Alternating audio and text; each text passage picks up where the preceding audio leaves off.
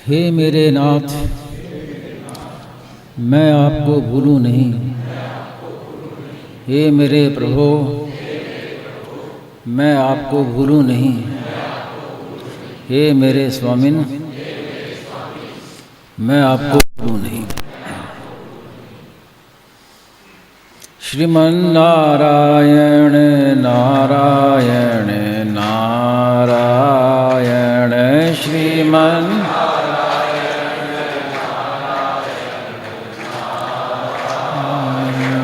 श्रीमन्नारायण नारायण नारायण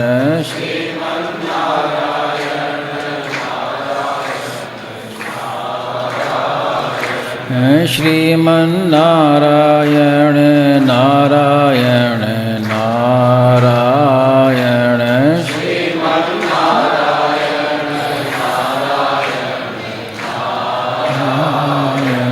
श्रीमन्नारायण नारायण नारायण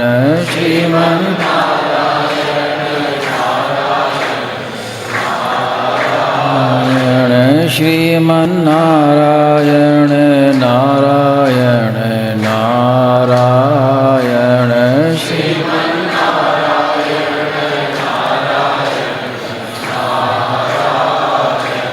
श्रीमन्नारायण नारायण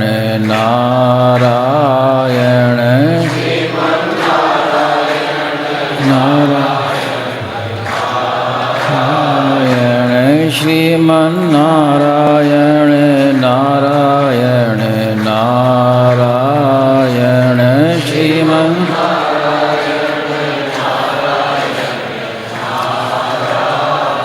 सियावर रामचंद्र की जय। मोर मुकुट बंसी वाले की जय।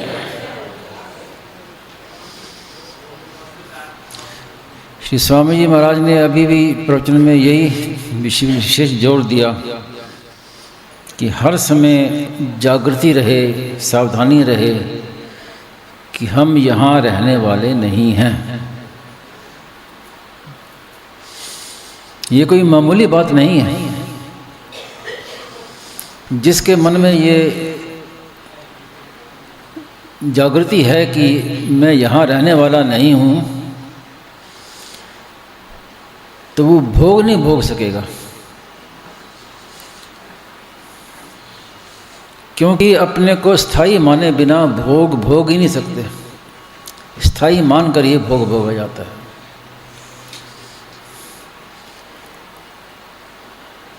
तो ये सावधानी सब में रहनी चाहिए निरंतर, और ये सबका अपना अनुभव है।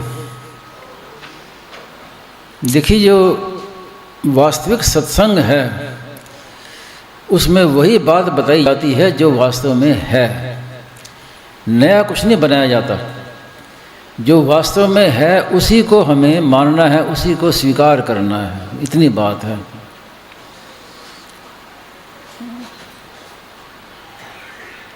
सत्संग में ऐसा कुछ नहीं कहा जाता कि जिसको आप को बनाना पड़े, कुछ करना पड़े, कुछ निर्माण करना पड़े। जो तत्व है ज्यों का त्यों, बस उसको स्वीकार करना है। सत्य की स्वीकृति से कल्याण। करना कुछ नहीं है। स्वामी जी महाराज कहते थे कि उत्तमा सहजावस्था, मध्यमा ध्यान धारणा, कनिष्ठा शास्त्र चिंता च तीर्थ यात्रा अधमाधमा।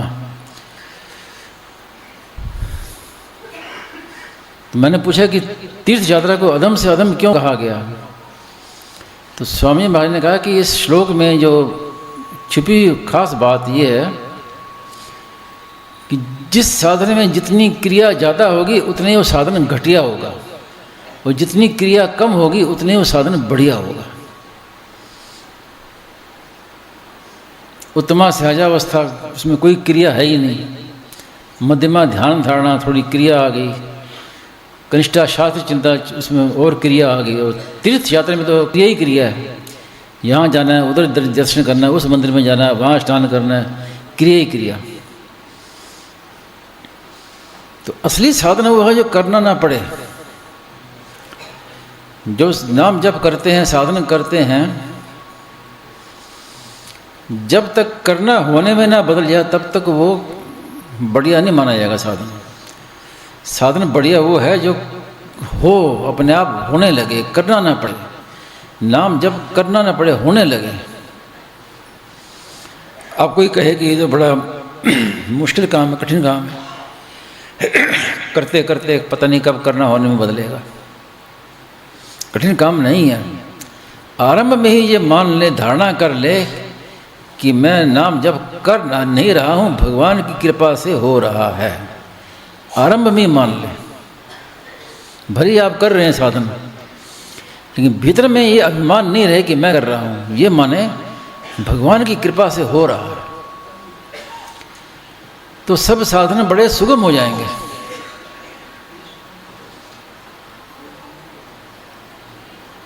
हो ही राम को नाम जप।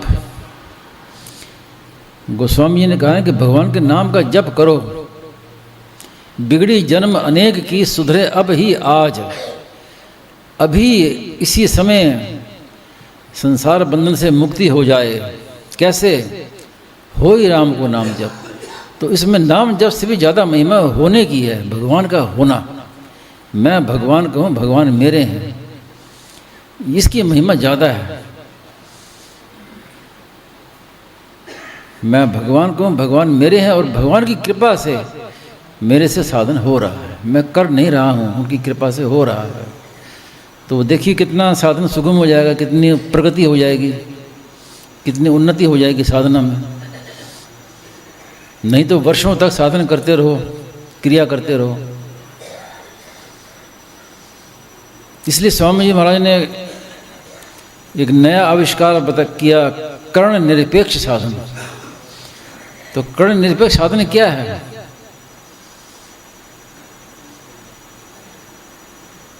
हम करते नहीं हैं, क्रिया है ही नहीं उसमें। जब करना, मन को भगवान में लगाना, ध्यान करना, ये सब क्रिया है। और मैं भगवान को, भगवान मेरे हैं, ये क्रिया नहीं, ये कर्ण निरपेक्ष। आपने देखा होगा, जो सज्जन पुस्तकें पढ़ते हैं, कि स्वामी जी महाराज ने कर्ण निरपेक्ष साधन पर जितने लेख लिखे हैं, पूरी पुस्तक लिख दी साधन और साध्य। जितना इस विषय पर बोले हैं उतना किसी संत की वाणी में आपको नहीं मिलेगा कर्ण निरपेक्ष का वर्णन। और स्वामी जी महाराज खुद कहते थे, हम तो कहते हैं कि स्वामी महाराज का आविष्कार है, लेकिन स्वामी जी महाराज क्या कहते थे कि मुझे जो कुछ मिला है गीता से मिला है।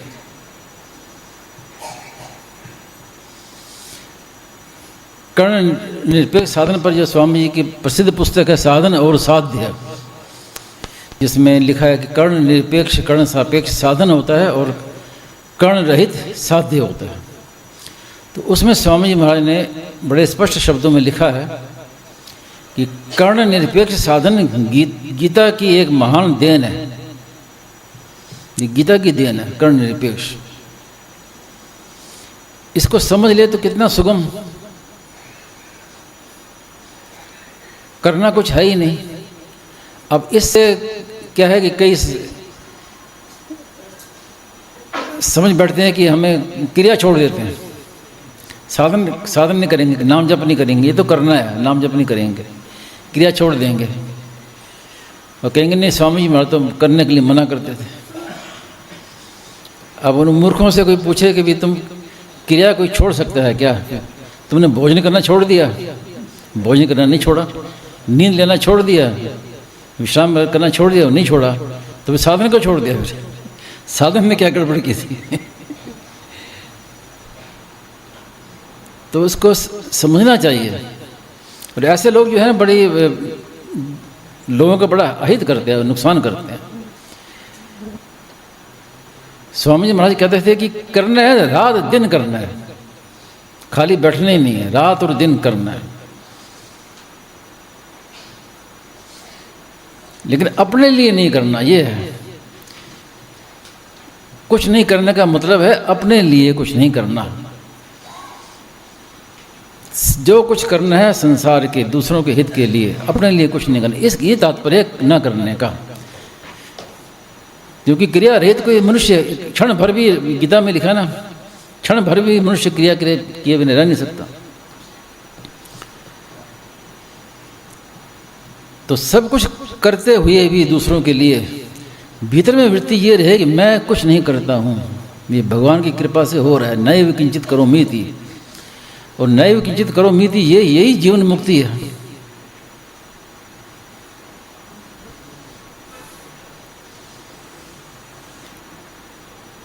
अपने लिए कुछ नहीं करना और रात और दिन करना है। स्वामी जी महाराज के साथ में जो रहे हैं जानते हैं इस बात को कि किसी को खाली नहीं बैठने देते थे स्वामी जी। कोई बैठा होता था, ये खाली क्यों बैठा है, काम में करो, खाली बैठने नहीं। एक दयाराम जी साधु आए थे, आपको याद होगा। अब वो क्या कि वो जड़ की तरह बस नींद लेते रहना, बैठे रहना, कुछ करना नहीं। अब उनको क्या कहें, क्या काम करो। तो वहाँ पर धोरे हुए थे, वो उनको कहे कि तसला लेके मिट्टी, यहाँ से गड्ढा, यहाँ से मिट्टी खोदो, वहाँ डाके डालो दिन भर, खाली नहीं बैठना। और खुद स्वामी जी महाराज के जीवन में देखें, कभी देखा ही नहीं स्वामी जी को खाली बैठे हुए। नींद में नहीं लेते थे। कई बार मैं सुबह जाता 3 बजे, तो कई बार स्वामी जी महाराज कहते थे कि आज मैं सोए नहीं, बैठे ही हूँ। और यहाँ तक महाराज जी ने कहा कि मैंने जीवन में आज तक कभी मैं धाप कर नींद नहीं ली, मैंने कभी जी भर के सोया नहीं आज तक जीवन भर में। देखो कितनी बड़ी बात है। आजकल के साधु को देखो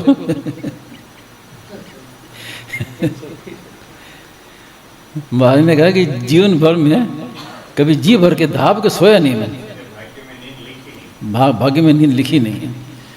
तो ऐसा जीवन स्वामी जी आदर्श ना, ये ऐसा जीवन स्वामी आदर्श दिया। लेकिन अपने लिए कुछ नहीं करना, ये ना करना है। ना करने का तात्पर्य ये है कि सब कुछ करना, एक क्षण भर के लिए भी खाली नहीं बैठना, लेकिन अपने लिए कुछ नहीं, दूसरों के हित के लिए। मगर स्वामी महाराज का जीवन ही इस संसार में, पृथ्वी पर रहे, इसी भाव से रहे कि सबका कल्याण कैसे हो। और ऐसा भाव वाला संत मकाम मिलते आजकल। स्वामी जी कहते थे कि आपका कल्याण कौन चाहेगा और क्यों चाहेगा, उसको क्या मतलब है। आपका कल्याण हो जाए तो उसको क्या मतलब सिद्ध होगा। आजकल देखिए आप, तथाकथित जितने कथावाचक हैं, साधु सन्यासी हैं, जो भी हैं, सत्संग करते हैं, ये बात देखने को नहीं मिलती कि सबका कल्याण हो जाए, भाव ही नहीं मिलता। अब खुद विचार कीजिए, ऐसा कौन है। और स्वामी जी की भी इतनी लगन। स्वामी जी महाराज ने कहा कि मैं बचपन से इस बात में लगा हूँ कि सबका कल्याण कैसे हो, बचपन से। कितनी बड़ी बात है। तो वास्तव में तो उनका अवतार ही इसीलिए हुआ था, सबका कल्याण कैसे हो। उनकी हर एक क्रिया कल्याण करने वाली। पुस्तकें लिखवाई तो उसमें भी वही भाव, सबका कल्याण कैसे हो। साधक संजीवनी लिखी तो इसी भाव से। यही वृंदावन की बात है। साधक संजीवनी कोई अध्याय में मैं लिख रहा था, तो स्वामी जी उस समय क्या था कि स्वामी जी में शरीर में शक्ति थी, और कोई मन में भाव आ जाए, यही चलता है कि कोई नया भाव आ जाए तो स्वामी जी ये भी गीता में देना है, ये भाव आ जाए, ये भी इसको भी साधक संजीवनी में देना है। तो स्वामी जी मुझे बुलाते नहीं थे, खुद उठ के मेरे पास आ जाते थे। मुझे बड़ा संकोच होता है। महाराज जी बोले कि मैं तुम्हें बुलाऊंगा तो उतना तुम्हारा समय नष्ट हो गया होगा ना। तो स्वामी जी खुद आ जाते थे मेरे पास में कि भाई ये लिखना, ये ऐसे लिखना है। मेरे पास आके बैठ के बताते ये ऐसे लिखना है। तो वृंदावन की बात है, स्वामी जी ने खुद कहा कि साधक संजीवनी लिखनी है ना, हम चाहते हैं ऐसे लिखें कि पढ़ने वाला मुक्त हो जाए। तो स्वामी जी की पुस्तकों में साधक संजीवनी इतना प्रभाव क्यों है कि पीछे में महाराज जी का संकल्प है, सबके कल्याण का संकल्प है। तो उसी भाव से अगर हम स्वामी जी की पुस्तकें पढ़ें तो बहुत भारी लाभ की बात है।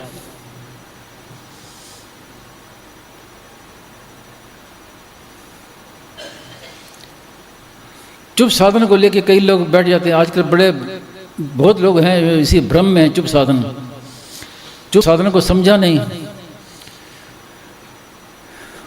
और क्रिया छोड़ दी, करना छोड़ दिया। ऐसे व्यक्ति भी मैंने देखे जो कहते हैं हम तो 1 घंटा चुप साधन करता हूं मैं, 1 घंटा। स्वामी जी बोलते थे कि आधा सेकंड, आधा मिनट भी चुप साधन हो जाए तो बड़ी भारी बात की बात है, तत्व की प्राप्ति हो जाए। अब जो कहते हैं मैं 1 घंटा चुप साधन करता हूँ, क्या करता हूँ? ध्यान करते हैं, चुप साधन थोड़ी करते हैं। जहाँ ध्यान है वहाँ चुप साधन नहीं है। जब तक ध्यान करते हैं तब तक चुप साधन नहीं है। इसलिए स्वामी जी महाराज ने कहा कि चुप साधन का हर एक अधिकारी नहीं है। चुप साधन का अधिकारी कौन है? कि रात दिन नाम जप करो, कीर्तन करो, स्वाध्याय करो, सेवा करो। ये करते करते तब आप में चुप होने की योग्यता आएगी, नहीं तो चुप होने की योग्यता ही नहीं आएगी। तो इसलिए आज महाराज ने यही बात जोड़ दी ना कि हर समय नाम जप करो। हो ही राम को नाम जप, रात और दिन नाम जप, हे नाथ मैं आपको भूलूं नहीं। और 2 बातें कि हम यहाँ के रहने वाले नहीं हैं, यहाँ में आए हैं और चले जाना है। हमारे जो साथी हैं वो भी सब आए हुए हैं, सब चले जाएंगे। उनकी सेवा कर दो, उनसे कोई आशा मत रखो। और अपने जो हैं भगवान, जो कभी हमसे बिछुड़ते नहीं, सदा साथ रहने वाले, वो मेरे हैं, मैं उनका हूँ। अब हर एक व्यक्ति के मन में एक भाव रहता है कि मुझे कोई अच्छा साथी मिले, कोई दोस्त मिले, अच्छा मित्र मिले, जो कभी हमसे बिछुड़े नहीं, सदा मेरे साथ रहे। तो ऐसा दोस्त, ऐसा मित्र केवल भगवान ही हैं जो कभी आपसे बिछुड़ेंगे नहीं। हेतु रहित जग जुग उपकारी, तुम तुम्हारे सेवक असुरारी। भगवान और उनके भक्त यही वास्तव में आपका हित करने वाले हैं।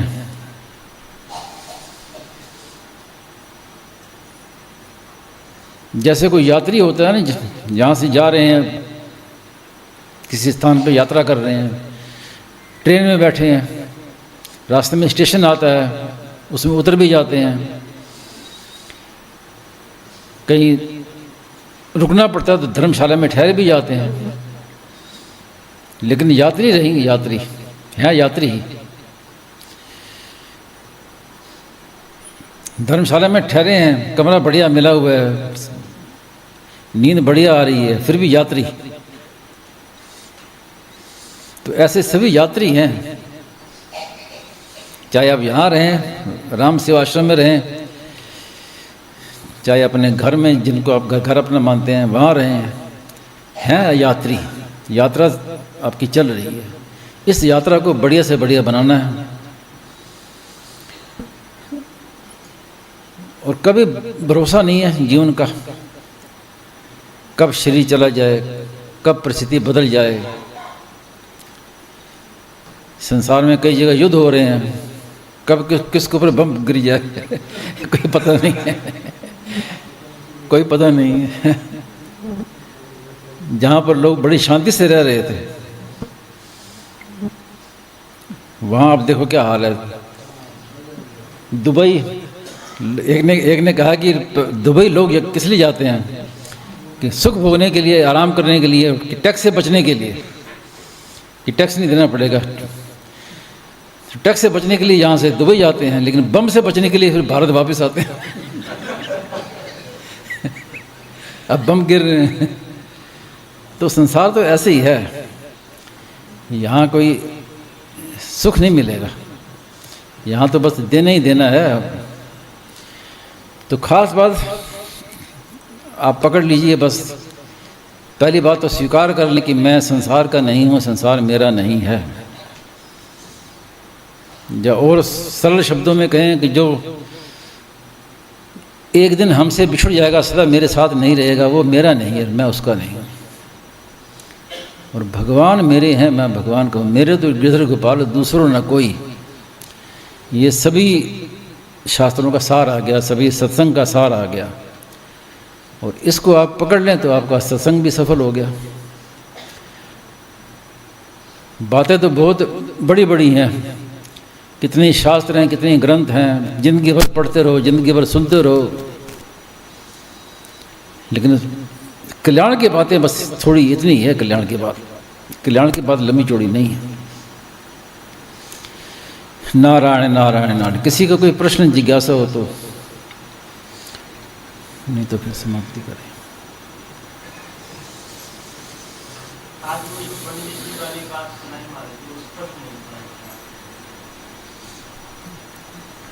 उसमें खास बात नहीं है। भगवान भाव देखते हैं, विधि नहीं देखते, भगवान भाव देखते हैं। उन पंडित को पाठ करना आता नहीं था, तो ऐसे कुछ भी मन में आके बोलते रहे। तो भाव देखते हैं, भाव से कल्याण हो जाता है। भाव की मुख्यता बताइए।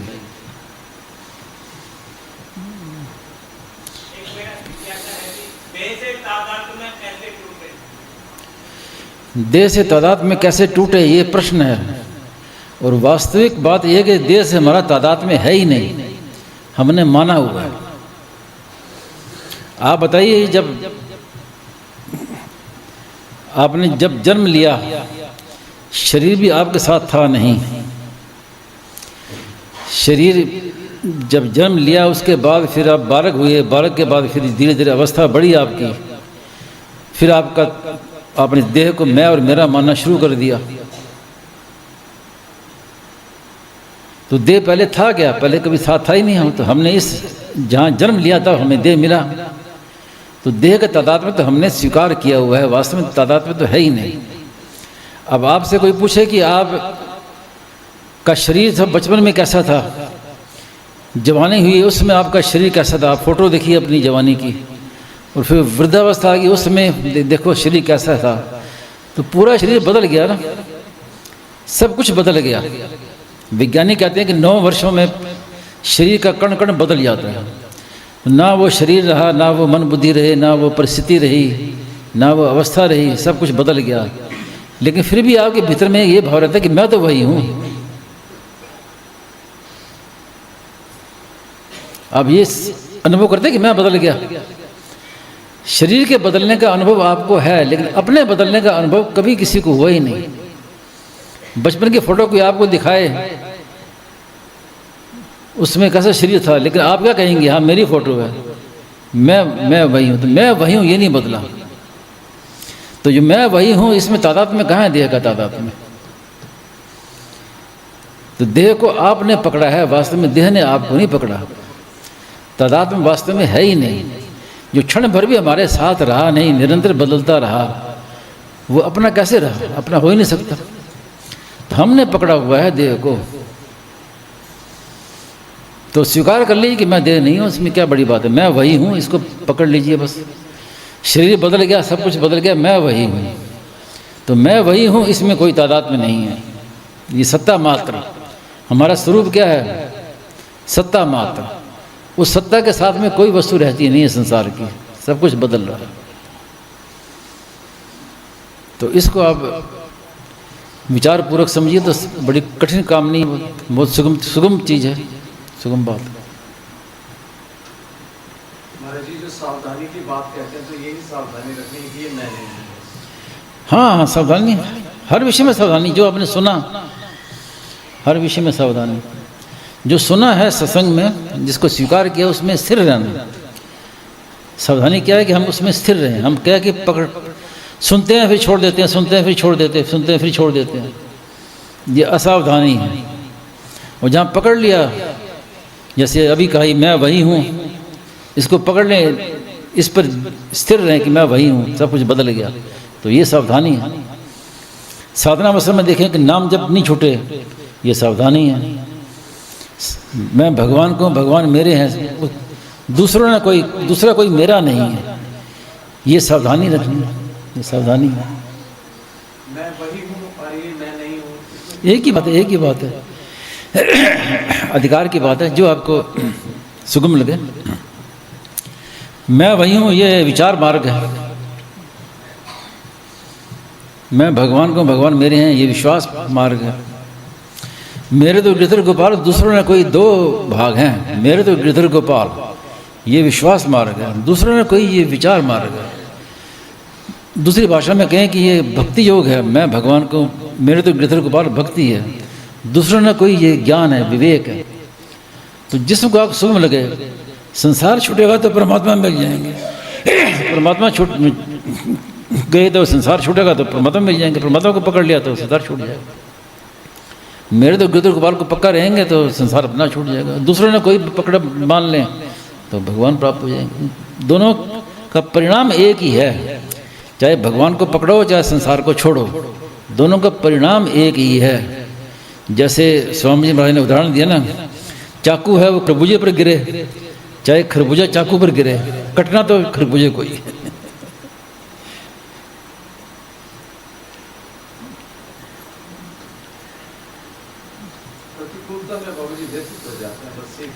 बिल्कुल आपकी सही बात है, प्रतिकूलता में व्यतीत होते हैं, और जब प्रतिकूलता चली जाती है तो उस समय मालूम पड़ता है कि प्रतिकूलता से हमें क्या लाभ हुआ। जिस समय प्रतिकूलता आती है उस समय ये नहीं मालूम पड़ता कि प्रतिकूलता से क्या लाभ हुआ, उस समय तो हम व्याकुल हो जाते हैं, सहना बड़ा कठिन हो जाता है। लेकिन जब प्रतिकूलता चली जाती है तो इस बात की जानकारी हमें होती है कि प्रतिकूलता से हमें वास्तव में लाभ हुआ है, प्रतिकूलता हमारे हित के लिए आई थी। स्वामी जी महाराज से किसी ने पूछा कि आप अपनी जीवनी बताओ, तो स्वामी जी ने क्या उत्तर दिया कि मैंने जीवन भर प्रतिकूलता भोगी है, और उनको उसको सहन किया, मैंने सहन किया, ये मेरी जीवनी है। आप भी सहन करो, जैसे मैंने सहन किया आप भी सहन। यदि प्रतिकूलता सहन नहीं करोगे तो क्या करोगे? आप प्रतिकूलता को कैसे हटाओगे? सहन ही करना पड़ता है। इसलिए गीता में कहा ना, तांस तितिक्षस्व भारत, तो सहन नहीं करना पड़ेगा। तो सहन करना बड़ा कठिन होगा, तपस्या समझ लीजिए। जैसे कोई तपस्या करता है तो क्या करता है? सहन ही तो करता है। चारों ओर गर्मी के दिन है, ऊपर सूर्य तप रहा है, चारों ओर अग्नि तप रही है, तो क्या कर रहे हैं? सहन ही कर रहा है। और क्या कर रहा है? तपस्या। तो ये प्रतिकूलता सहन करना, ये भी तपस्या है। सहन करो, लेकिन प्रतिकूलता से लाभ होता है, ये बात भी सच्ची है। और लाभ तब मालूम पड़ेगा जब प्रतिकूलता चली जाएगी, तब मालूम पड़ेगा कि वास्तव में प्रतिकूलता हमारे हित के लिए आई थी, हमारे लाभ के लिए आई थी। सुबह 9 बजे एक प्रश्न मन में आया था जी, सब कुछ भगवान है और सब जगह भगवान है, तो फिर भगवान बताते हैं यद्यत्वामनिवर्तन का धर्म ब्रह्म, वो फिर कहाँ जाना? सबको अलग अलग प्रकार से बताया कि नहीं, जो आपको समझ में आ जाए वो पकड़ लीजिए। मैंने एक बार कहा था ना कि कण कण में भगवान है, कण कण में भगवान है, और कण नहीं है, भगवान ही है। बात तो एक ही है, जो आपको पकड़ में आ जाए, जो समझ में आ जाए उसको पकड़ लीजिए।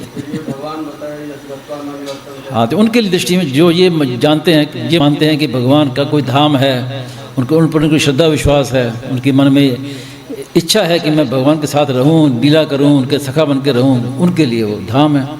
वास्तव में धाम तो सब जगह ही है। जब भगवान सर्वव्यापी है तो उनका धाम भी तो सर्वव्यापी है। मैं वही हूं जो हमारी सत्ता है, ये वास्तव में भगवान का धाम है, ये भी धाम है भगवान का। हाँ हाँ, नहीं, दोनों बातें सिद्ध करते हैं। हम हैं तभी तो गोद में बैठे हैं, हम है ही नहीं। वासुदेव ये सब जगह जो आपको समझ में आ जाए वो पकड़ लीजिए। बात सब एक ही है, कहने के ढंग अलग अलग हैं। जब भगवान ही सब जगह हैं, सब कुछ भगवान ही है, वासुदेव सर्वम, तो उसमें फिर मैं अलग कहाँ रहा, हम अलग कहाँ रहे? वासुदेव से वासुदेव है। और प्रेम में है कि भगवान मैं भगवान को, भगवान मेरे हैं, तो यहाँ आप इस बात को मान सकते हैं कि मैं भगवान की गोद में बैठा हूँ, मैं भगवान को, भगवान मेरे हैं। तो एक सब समझने के अलग अलग प्रकार हैं, मूल बात एक ही है। जो स्वामी महाराज ने कहा कि एक सत्ता है और वो है मेरी है, मैं उसका हूँ। ये अंत में यही आना है सबको। वो सब शास्त्र, सब ग्रंथ इसी में समाप्त हो जाएंगे। अंतिम बात यही है। बाकी समझने के लिए तरह तरह के उपाय तरह के तरीके होते हैं बताने समझाने के लिए। जैसे बालक होता है ना, और छोटे बच्चे को हम एमए की पढ़ाई बताएं वो क्या समझ में आएगा उसको। तो क्रम से कक्षा बदलती है, ज्यों जो हम समझेंगे भगवान हमारे मुख्य अध्यापक भगवान है, तो हमारी कक्षा बदलने का काम उनका है। हम साधना करते रहें, कक्षा भगवान बदलते रहेंगे। अब इस कक्षा में आ गया, अब इस कक्षा में आ गया। भक्ति मार्ग और ज्ञान मार्ग में दोनों कौन से? दोनों बराबर हैं, ज्ञान है भक्ति नहीं, कुछ भेदा उभय हरण सब संभव खेदा, दोनों एक ही हैं। लेकिन भक्ति श्रेष्ठ है कि ज्ञान में भक्ति में दोनों में मुक्ति तो दोनों में हो जाएगी, लेकिन भक्ति में ये विशेषता है कि भगवान का प्रेम प्राप्त होगा। मुक्ति के बाद जो परम प्रेम, प्रतिक्षण वर्धमान प्रेम, वो भक्ति में। ज्ञान में अखंड आनंद है, भक्ति में प्रतिक्षण वर्धमान आनंद है। तो स्वामी जी से भी कई ऐसे पूछते थे, स्वामी महाराज ने ये कहा कि भक्ति सबसे श्रेष्ठ है। ज्ञान में क्या है कि ज्ञान मोरे प्रवर्तने सम ज्ञानी, बालक सम मम दास अमानी। ज्ञानी है भगवान के बड़े बालक की तरह है, भक्त है छोटे बालक की तरह है।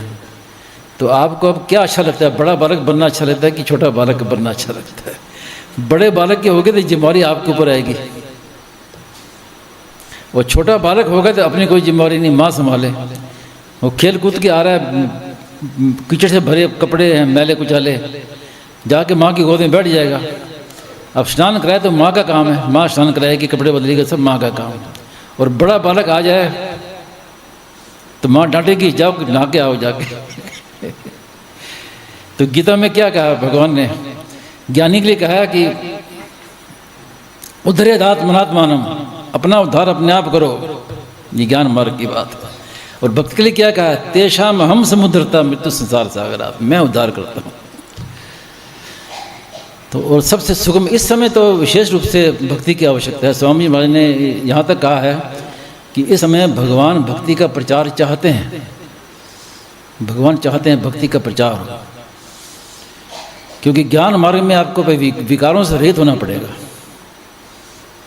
देहाभिमान से विकारों से रहित होना पड़ेगा।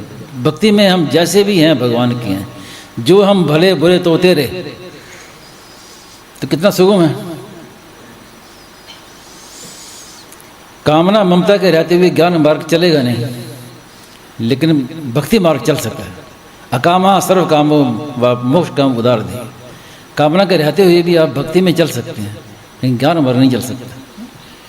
तो इसलिए ज्ञान मार्ग से अपेक्षा भक्ति मार्ग सबसे सुगम है।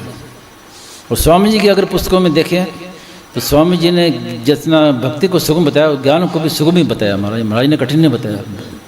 जैसे मैंने अभी संक्षेप में बताया ना कि मैं वही हूँ, सब कुछ शरीर बदल गया, सब कुछ बदल गया, मैं वही हूँ, तो ये ज्ञान मार्ग की बात है, इसमें क्या कठिनता है?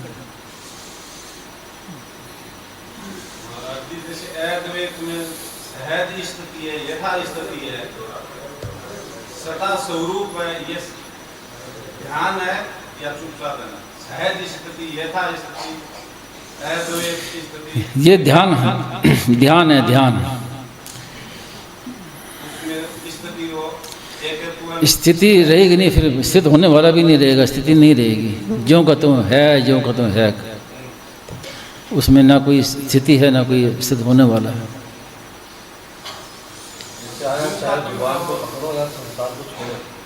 हाँ हाँ, दोनों में आप अधिकारी अलग अलग होते हैं, अलग अलग समझ सबकी, दोनों में एक को दृढ़ता से कर लो तो वो काम दोनों पूरे हो जाएंगे।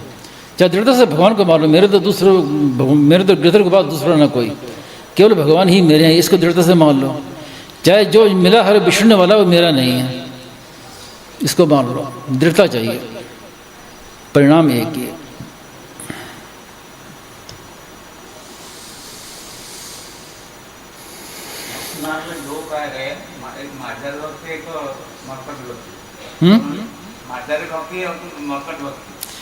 हाँ, वो भक्ति के कई रूप हैं, ज़्यादा उलझने की जरूरत नहीं है। सीधी बात है भक्ति की, मैं भगवान का हूँ, भगवान मेरे हैं, बस। अब इसको चाहे कोई नाम दे दो। बाकी सब बिछड़ा मिला है, बिछड़ जाएगा, भगवान सदा मेरे साथ रहेंगे। तो मैं भगवान का हूँ, भगवान मेरे हैं, मेरे तो गिरधर के बाद दूसरों ने कोई। खास बात ये है अब इसके कोई भी नाम रख दो आप। महाराज जी, अद्वैत में भी ध्यान हुआ, अद्वैत पूरी बात आपकी समझ में आई नहीं। अद्वैत अद्वैत कुछ भी नहीं है, तत्व एक ही है। एक है तो वो मात्र ध्यान है कि मतलब साधन एक हो गया, वो है कि वो ना ध्यान है ना चुप साधन है।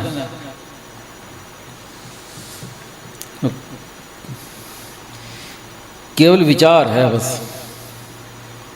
सुन लिया और सीख लिया, पढ़ लिया बस।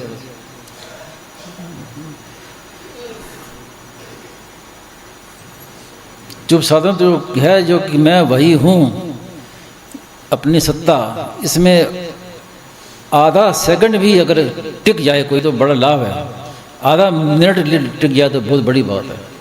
ये चुप साधन है। तो पहले कुछ समझना चाहिए। और सत्संग में देखा जाए तो कोई ज़्यादा विचार करने की समझने की जरूरत नहीं है। बस सीधा बात है, मेरे तो गिदर के पास दूसरों ने कोई, बस मैं जैसा भी हूँ भगवान का हूँ, बस भगवान मेरे हैं। मैं आपके शरण में हूँ, मैं आपका हूँ, आप मेरे हो। अब जैसा भगवान आप चाहो जैसा करो वैसा रखो, इसी पर दृढ़ विश्वास कर ले तो भगवान सब अपना आप कर लेंगे। बच्चा है, बच्चा माँ की गोदी में जाके बैठ निश्चिंत होके, ऐसे हम भगवान की गोदी में जाके निश्चिंत होकर बैठ जाएं। बस अब भगवान मैं आप कहूँ, अब आप जानो, आप जो हम भले बुरे तो तेरे।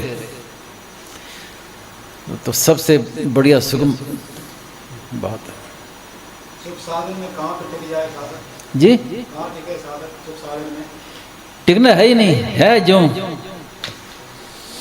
जो है ज्यों का त्यों, बस उसी में न टिकना है न जाना है, न सिर्फ वो भूतकाल भविष्य का चिंतन पकड़ लेता है, टिकेगा। वो मन पकड़ता, मन पकड़ेगा। स्वयं में है में क्या है, में तो सदा नित्य वर्तमान है। वो तो है जो है सत्ता, वो नित्य वर्तमान है। भूत भविष्य वर्तमान ये तो संसार में है। सत्ता में ना भूत है, ना भविष्य, ना वर्तमान है। वास्तव में देखा जाए तो तीनों की सत्ता ही नहीं है। वर्तमान किसको कहते हैं? वर्तमान नाम की कोई वस्तु नहीं है। भविष्य देखो, भविष्य तो अभी है नहीं, आया नहीं। भूतकाल तो बीत गया, वो भी अभी नहीं है। अब वर्तमान किसको कहेंगे? क्योंकि वर्तमान तो प्रतिक्षण जा रहा है। आप घड़ी जब देखिए, घड़ी जब चल रही है, उसमें आप किसको वर्तमान कहेंगे? केवल भूत और भविष्य की संधि को वर्तमान कहते हैं ना। वर्तमान नाम की चीज़ है ही नहीं। तो वास्तव में क्या है कि वर्तमान नाम परमात्मा का है। एक परमात्मा ही वर्तमान है, बाकी ना भूत है, ना भविष्य है, ना वर्तमान है। वर्तमान केवल परमात्मा है।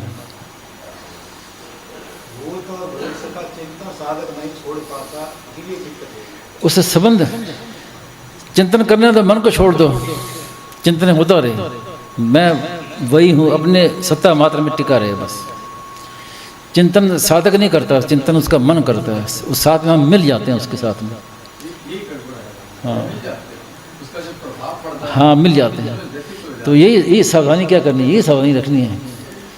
मिल गए तो कोई बात नहीं, मिल गए फिर वापस अपनी जगह पे आ जाए। मिल गए तो फिर आ जाए ना, फिर होश में आ जाए। शुरू में ये करना ही पड़ेगा। तो ये तो है नहीं कि आप आरंभ में ही जीवन मुक्त हो जाएंगे।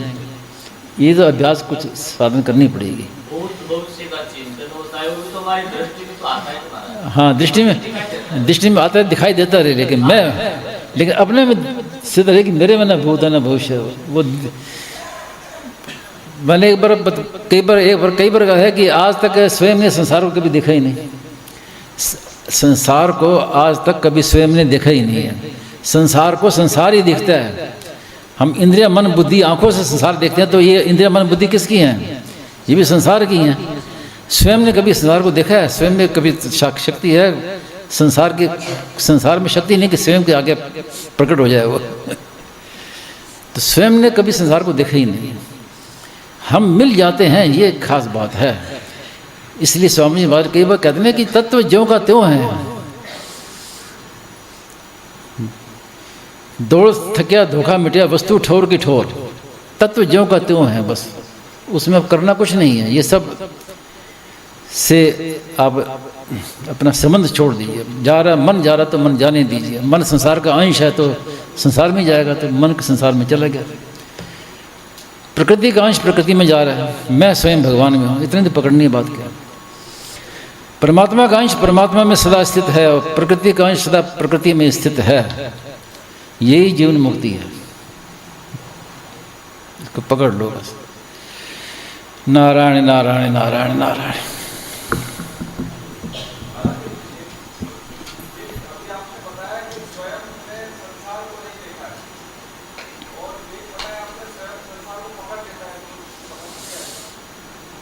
वो स्वयं ने पकड़ा, हमने खुद पकड़ा है संसार को।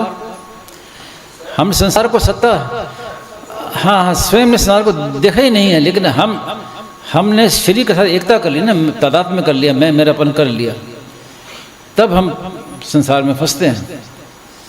तो ये हमने हमारा जो मैं मेरापन किया हुआ है, ये है गलती। वास्तव में तो संसार को देखा नहीं, लेकिन हमने संसार को अपना फिर कैसे मान लिया? फिर ये मेरा है, वो ये शरीर मेरा है, मैं शरीर हूँ, ये फिर कैसे मान लिया? तो ये भूल है, इस भूल को मिटाना है। सत्य तो सत्य ही रहेगा सदा, यूँ कहते हो। भूल हमारी है, उस भूल को मिटाना है, इसी का नाम सत्संग है, यही जीवन मुक्ति है। जो हमारी इंद्रियों से संसार दिखता है, उसको हमने पकड़ लिया, ये तो भूल है। तो वास्तव में तो इंद्रियों से दिख रहा है, तो उसको छोड़ दे। स्वयं से देखे तो कोई संसार नहीं है, केवल एक सत्ता मात्र ही है। तो ये विचार मार्ग है, इसको विचार करिए, समझने की चेष्टा कीजिए, विचार। नारायण नारायण नारायण।